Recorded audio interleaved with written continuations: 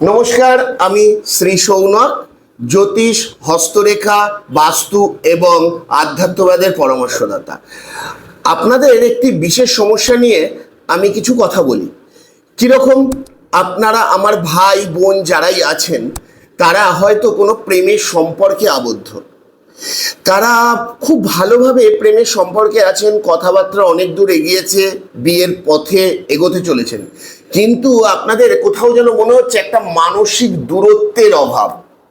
আপনাদের রোজ নিত্য নতুন কিছু না কিছু খুঁতনাট নিয়ে ঝগড়া লেগেই আছে। আজকে একটি বিশেষ ক্রিয়া দেব, এই ক্রিয়াটি করুন। প্রত্যেক শুক্রবার থেকে শুরু করবেন, বুধবার অবধি করবেন, বৃহস্পতিবারটা মাঝে বন্ধ রাখবেন। কিছুদিন করতে থাকুন, দেখুন খুব ভালো ফল পাবেন।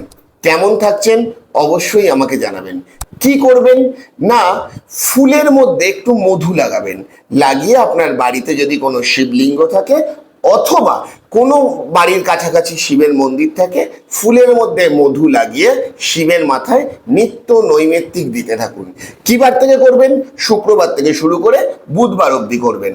কেমন থাকছেন অবশ্যই আমাকে জানাবেন। নমস্কার।